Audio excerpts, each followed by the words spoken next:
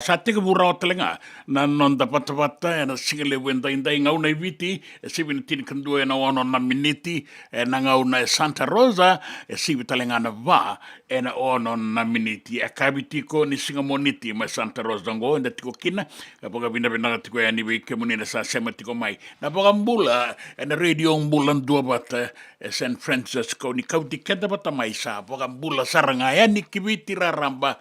Atu Pasifika, Rambi Rotuma, Kei Bura. Ni bula pinanga po arong tiko may Aotearoa, no bula may Auckland, no bula may Christchurch, may New Zealand, may Wagga, New South Wales, bula pinaka Laveti, ni bula pinaka na wakanda ni warong tiko may ACT, may Canberra, bula pinaka Francese, ke munin wakanda ni warong tiko may Perth, na singa lebu ni kuwa, pinaka walebu na sa semara tiko may kemado may Darwin, mai na Northern Territory. Do bula benaka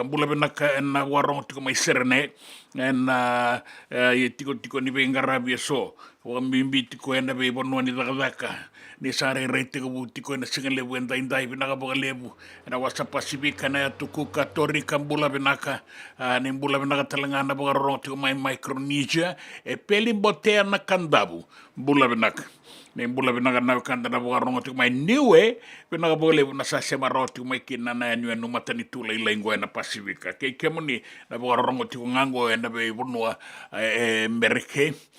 kaki na mai Europe orto na tiko na Midlands mai mbola tanga ne bongi lebu tiko na bunwa ya da boga bina kanda be sema tiko ke rato na toka ni na tailebu ke Europe mai baranise bula bina karawada ke na no mata bo bale na deba ke baranise da sabe kinda ba tiko inda bina boga lebu na sema tiko mai ne be bunwa ni daka korturanga mai suba na be bale ni bula na tiko ni visa na mata iwalu ni non da bunwa ke muni tiko ne be bola ni daka be bale ni bola ni mata ditu ta se mati bata tiko na radio Bula Duavata San Francisco e na mataka indai e